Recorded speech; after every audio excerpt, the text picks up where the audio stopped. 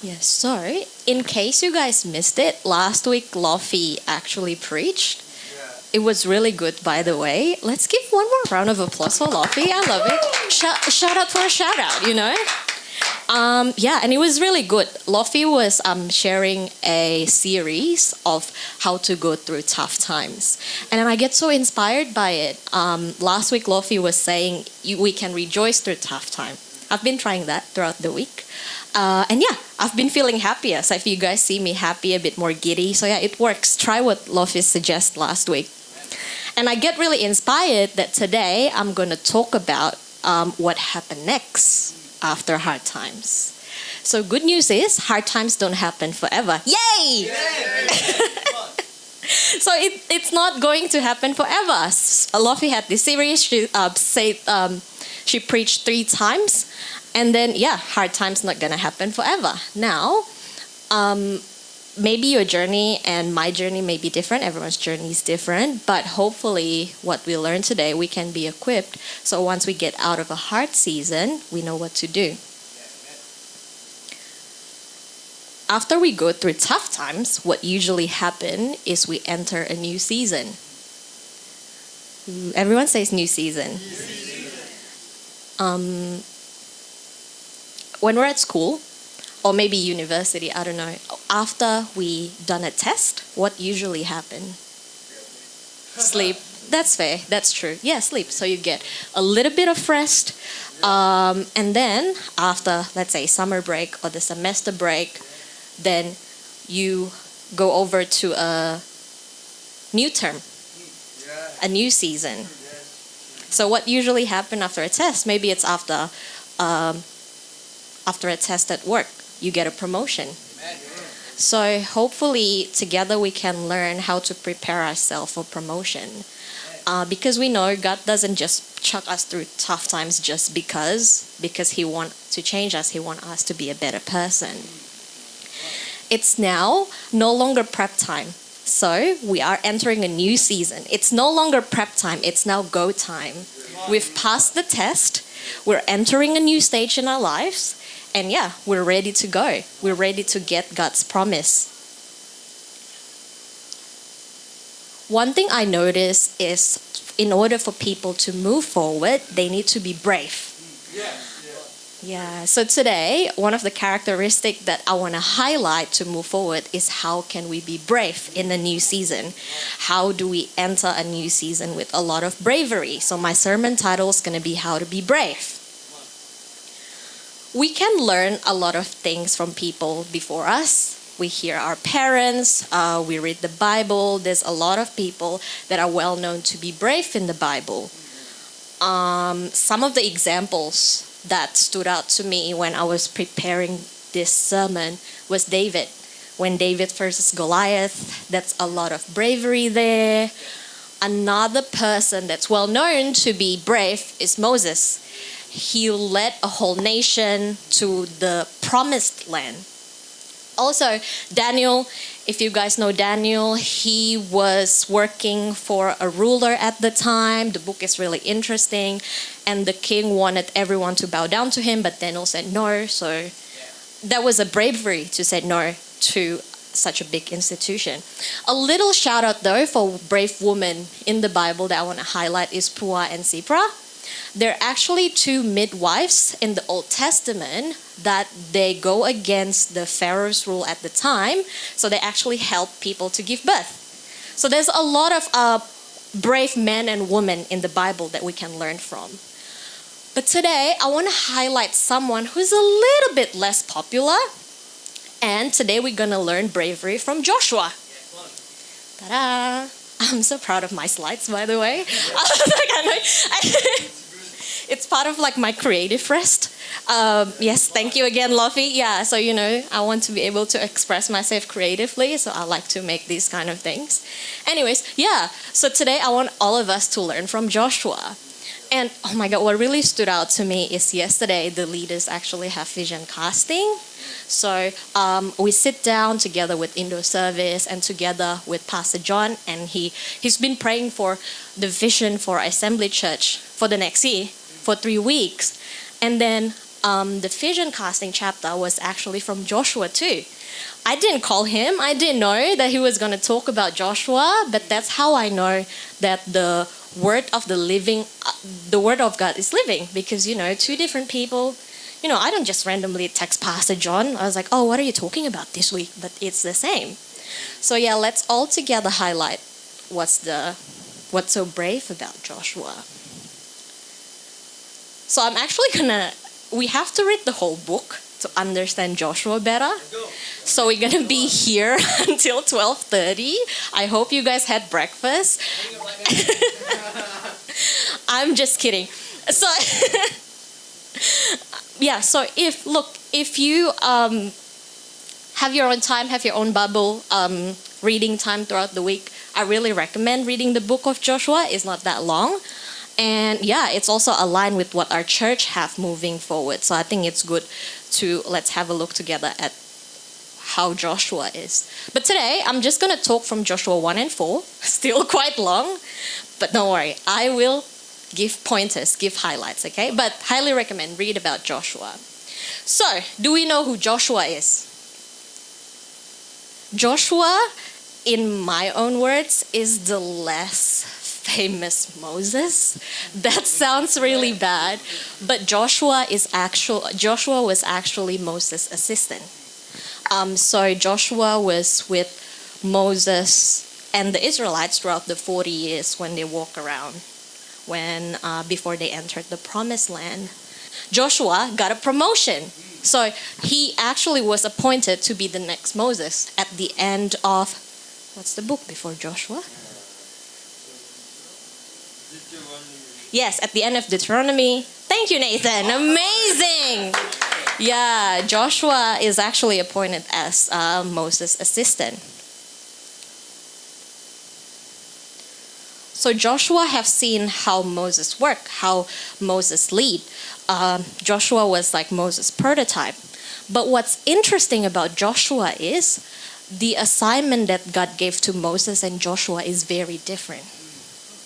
So Joshua went through hard times. He went to the 40 years they were going around. He went to the back and forth with God. We know the famous story. They make a gold calf. They go against God. That's why God's angry, and no one from that generation can enter the promised land. So Joshua was given an assignment to continue that task. But I think it's worth highlighting a lot of challenges that Joshua's going to face is so different with Moses. So Moses trained Joshua all his life, but the stuff that Joshua will be doing, Moses has never done. It's a new season. It's a completely new challenge. And I think that's why it's so perfect to continue talking about Joshua after Lofi, because before we have a hard time, we have to run to God, we have to go through this. Yay, we're free. But I had to be the bearer of the news. It just means new challenges is coming forward. But don't worry, we're equipped. That's why we talk about this. So that's who Joshua is. He was with Moses. He entered the promised land.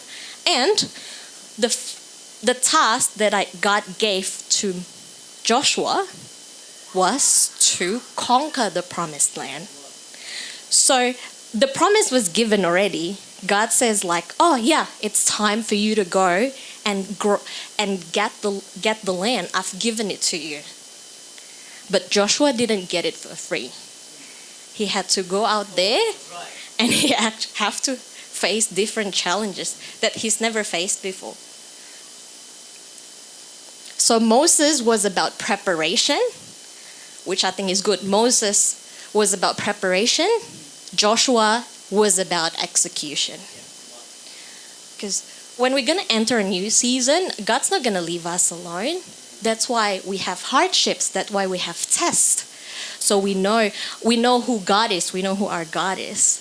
But God doesn't settle there. God doesn't want us to just be good enough for the preparation. God doesn't want us just to graduate school. God wants us to go out there and live a life, live an actual life. And Joshua is very brave. So there are 3 things that I highlighted about Joshua that I will share with everyone today.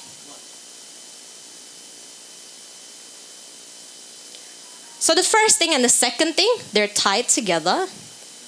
And we're going to go through Joshua 1 to 4 in sections to see what it's about.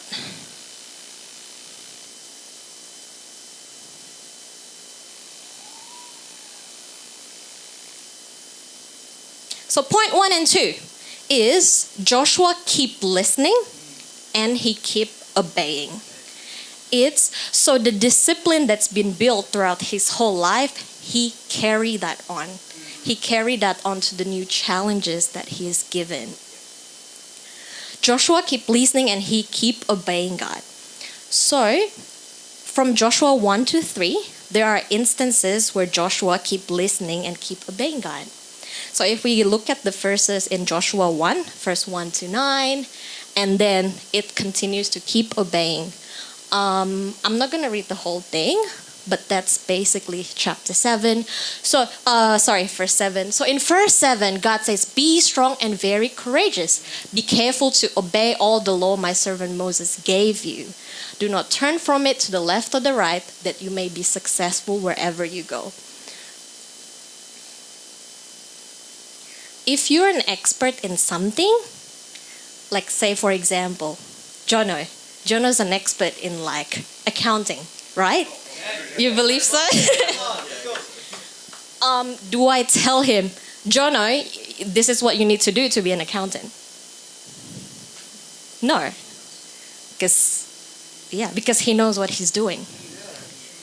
So when God says, be strong and courageous, be brave, what does that say about Joshua?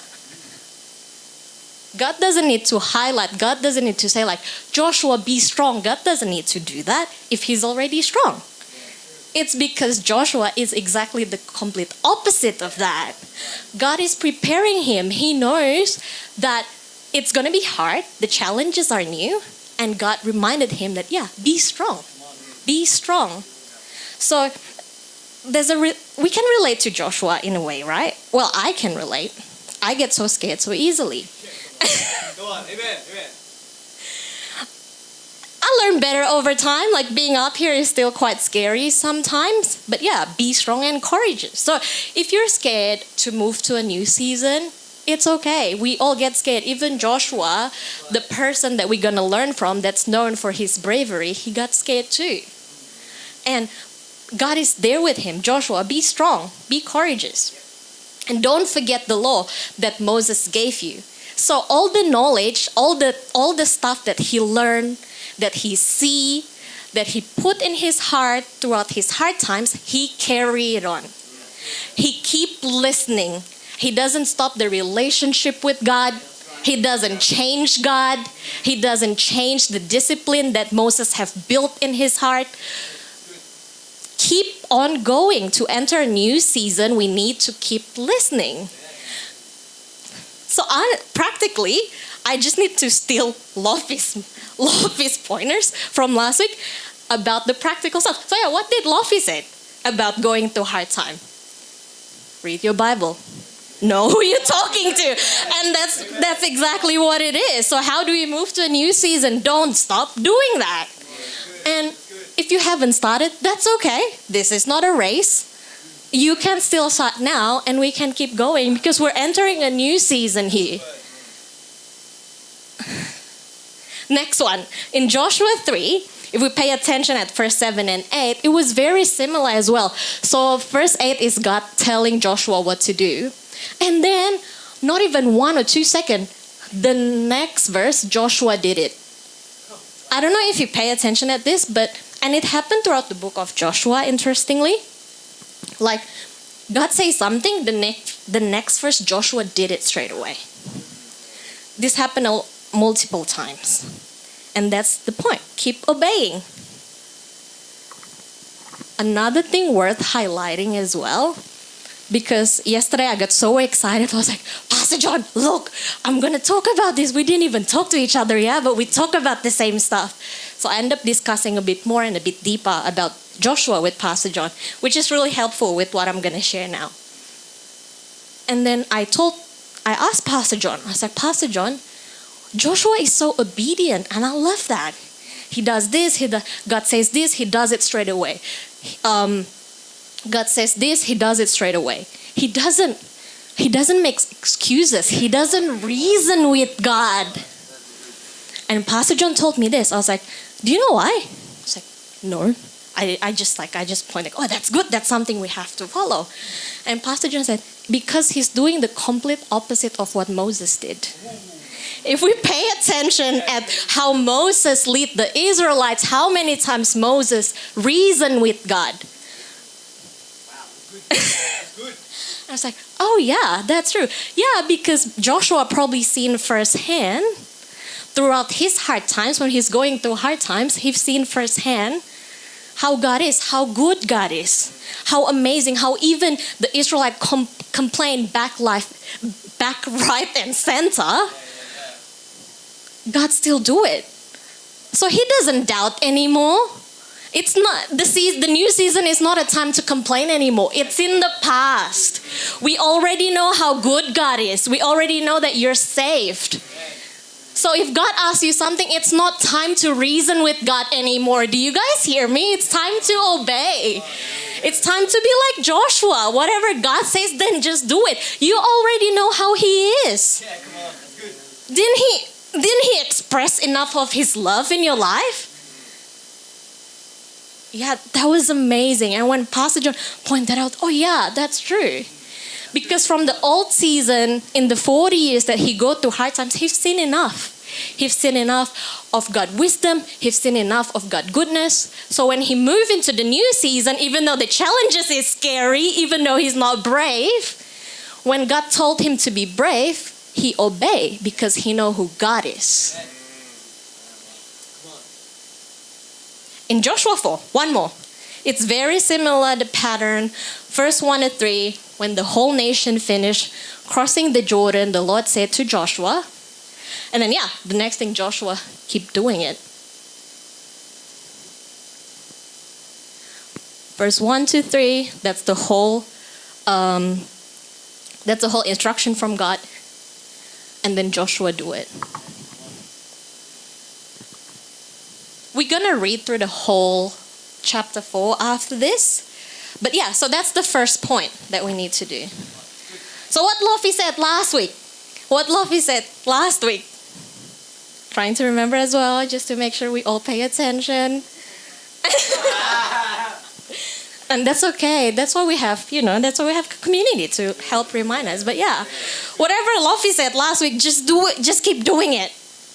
Keep talking to God. Keep reading His Bible.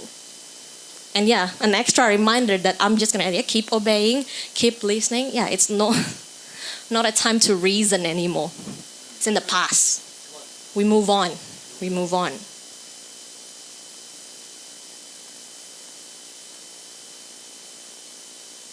Now the last point that I think is really important. It's quite fast, isn't it? I lied about reading the whole thing. But you all get homework. Next week I'm gonna have you read Joshua. Watch me do that walking around. No, I'm kidding. I can't force you to do what you want to do. So it's up to you. But it helped me. I hope that encouraged everyone in this place. So the third point that I have is what Joshua did is he let God be God. How do we know that? We'll read the whole chapter of Joshua 4. So let's read it together. I'll put it on my slides. So again, quick context. So before in Joshua 1, Joshua was given okay, you're leading the Israelites now.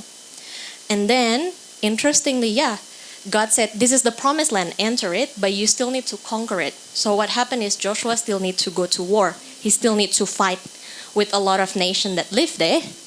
Because even though it was given to him, he still needs to do what God tells him to do.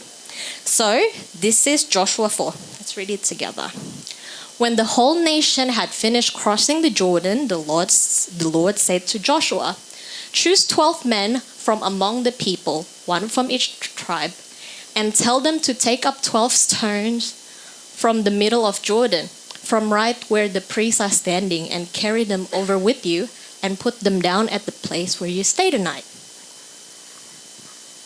So Joshua called together the 12 men he had appointed from the Israelites, one from each tribe, and said to them, "Go over before the ark of the Lord your God into the middle of the Jordan. Each of you is to take up a stone on his shoulder according to the number of the tribes of the Israelites, to serve as a sign among you. In the future, when your children ask you, 'What do these stones mean?' tell them that the flow of the Jordan was cut off before the ark of the covenant of the Lord. When it crossed the Jordan, the waters of the Jordan were cut off. These stones are to be a memorial to the people of Israel forever." So the Israelites did as Joshua commanded them. They took 12 stones from the middle of the Jordan according to the number of the tribes of the Israelites, as the Lord had told Joshua, and they carried them over with them to their camp, where they put them down. Joshua set up the 12 stones that had been in the middle of the Jordan at the spot where the priests who carried the Ark of the Covenant had stood, and they are there to this day. Now the priests who carried the ark remained standing in the middle of the Jordan until everything the Lord had commanded Joshua was done by the people, just as Moses had directed Joshua. The people hurried over. As soon as all of them had crossed, the ark of the Lord and the priests came to the other side while the people watched. The men of Reuben, Gad, and half-tribe of Manasseh crossed over, ready for battle, in front of the Israelites, as Moses had directed them. About 40,000 armed for battle crossed over before the Lord to the plains of Jericho for war. That day the Lord exalted Joshua in the sight of Israel, and they stood in awe of him all the days of his life, just as they had stood in awe of Moses. Then the Lord said to Joshua, "Command the priests carrying the Ark of the Covenant law to come up out of the Jordan." So Joshua commanded the priests, "Come up out of the Jordan." And the priests came up out of the Jordan carrying the Ark of the Covenant of the Lord. No sooner had their feet on the dry ground than the waters of the Jordan returned to their place and ran at flood stage as before. On the 10th day of the first month, the people who went up from the Jordan and camped in Gilgal on the eastern border of Jericho. And Joshua set up at Gilgal the 12 stones they had taken out of the Jordan. He said to the Israelites, "In the future, when your descendants ask their parents, 'What do these stones mean?' tell them Israel crossed the Jordan on dry ground. For the Lord your God dried up the Jordan before you until you had crossed over. The Lord your God did to the Jordan what he had done to the Red Sea, when he dried it up before us until we had crossed over. He did this so that all the peoples of earth might know that the hand of the Lord is powerful, and so that you might always fear the Lord your God." The last point I wanted to highlight is how Joshua let God do it again. How he allowed God to continue the cycle. And I'll explain why. I didn't realize this story. I didn't realize that Joshua actually split the Jordan River. This story was new to me, and I've been Christian since I was 17, and I never realized. That's why I was like, when I read this, I was like, oh, this is so interesting.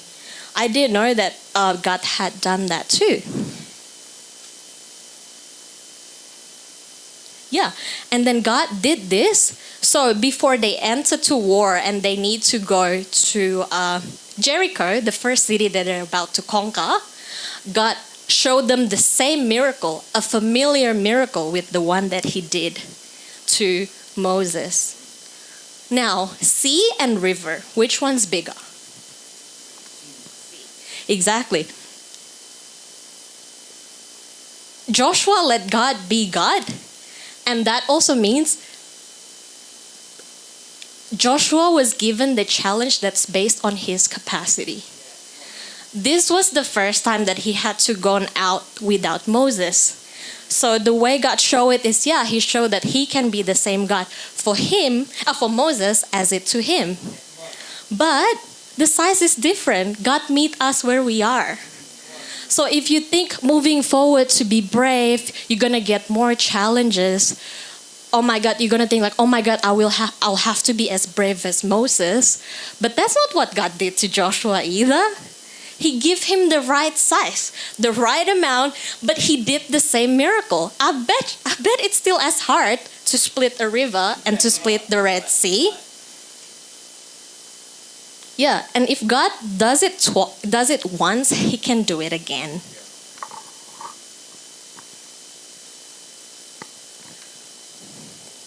So, what can we learn from Joshua in terms of moving forward? Let's be brave. I'm gonna get the band to come up actually. I'm wrapping up.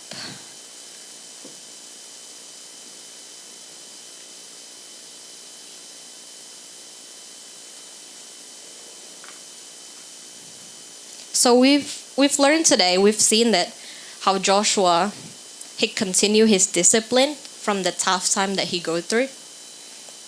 He keep listening, he keep obeying, so he just be doing the same thing. He doesn't stop doing the thing that helped him go through tough times. And then afterwards, he just let God be God. He accepts the new role that God has given him. And he knows that if God does it once, he can do it again. If we went on and carry on to read like the rest of Joshua, another interesting thing is Joshua have to go to war to conquer the land. The first city that Joshua have to take over is Jericho. That's another famous story. What happened in Jericho? Did Joshua fight? No. Because God knows he was scared. Because God knows he has to be brave. Yeah, he's seen God's goodness for 40 years. He's seen how God split the Red Sea. But, throughout Joshua's life, God gave him pointers. He reminded him again and again what a great God he is.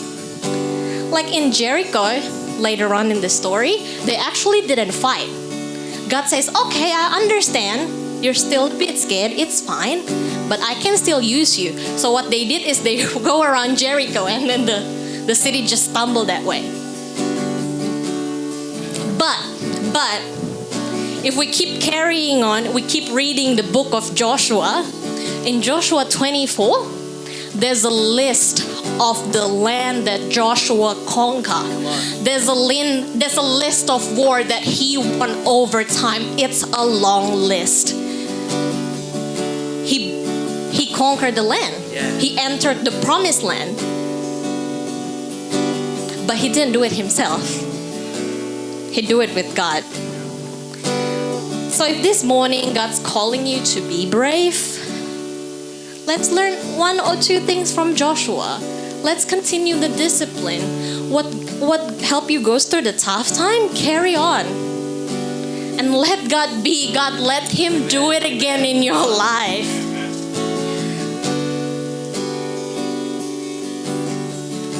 Because God knows how hard it will be.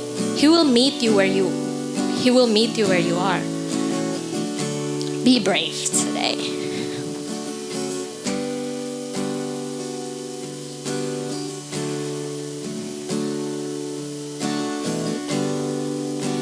Maybe we'll go one more time to worship, if that's okay. I want to invite everyone to stand up.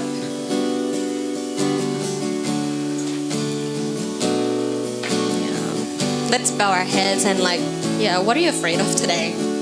Didn't he show you enough? So let's move to this new season and let's be brave. He knows it's scary, but he'll do it again.